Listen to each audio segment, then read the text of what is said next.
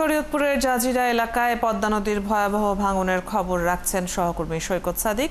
আমাদের সাথে যুক্ত হচ্ছেন তিনি এই মুহূর্তে।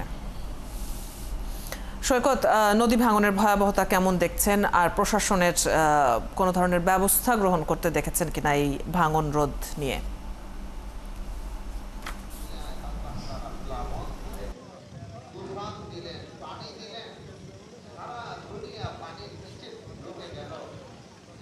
অদিতি, আমি এই মুহূর্তে শরীয়তপুরের যে জায়গাটির কথা আপনি বলছিলেন, যে পূর্ব নাওডোবার আলমখা কান্দির যে বাইতুল হাকিম মসজিদ, সেখানেই কিন্তু অবস্থান করছি। আজকে পবিত্র জুমার নামাজ আদায় করবে এই এলাকার মুসল্লিরা, এবং মসজিদে কিন্তু খতিব বা ইমাম তিনি কিন্তু খুতবার আগে যে বয়ান সেটা শুরু করেছে। এবং এই মসজিদটা যে আসলে একটি ঝুঁকিপূর্ণ এলাকা সেটা বলার অপেক্ষা রাখে না। গত 2-3 দিন এই মসজিদের এই সামনে থেকেই, যেহেতু এটা পদ্মা সেতুর পূর্ব প্রান্তের এই যে নাওডোবার এই সেতুর মসজিদের সামনে থেকে একদম মাঝির কান্দে, যেখানে যে মাঝির ঘাট যেটা বলা হয়, ওই পর্যন্ত এই ভাঙনটা কিন্তু গত 2-3 দিন ধরেই অব্যাহত ছিল। আজকে সকাল থেকে বৃষ্টি কম, রোদ উঠেছে, একটু ভাঙনের বা স্রোতের ভয়াবহতা একটু কম। তবে প্রশাসনের উদ্যোগ বলতে, যেহেতু এটা পানি উন্নয়ন বোর্ডের একটি বেড়িবাঁধ ছিল, এবং যদিও এখানকার স্থানীয় বাসিন্দা যারা তারা বলছিল বেড়িবাঁধটার টেকসইয়ের যে মাত্রা সেটা কম ছিল, অনেকটা অস্থায়ী বেড়িবাঁধের মতো এটা বানানো হয়েছিল, যেহেতু পদ্মার স্রোত বেশি।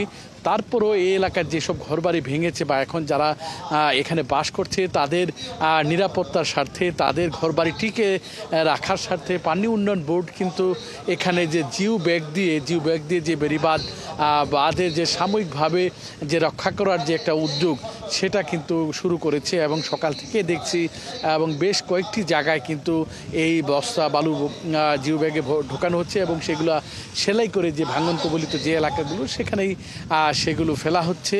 তারপরও যাদের বাড়িঘর ভেঙেছে তারা বলেছে এই উদ্যোগটি কিন্তু যথার্থ নয়, এর চেয়ে আরও অনেক উদ্যোগ দরকার।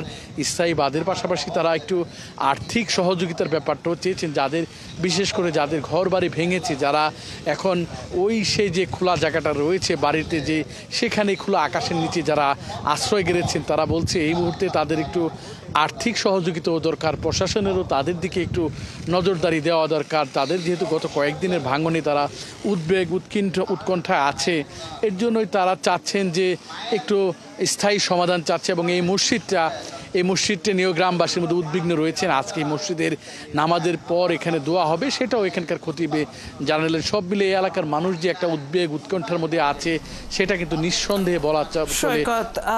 আমরা জেনে নিচ্ছিলাম এই মুহূর্তের খবর।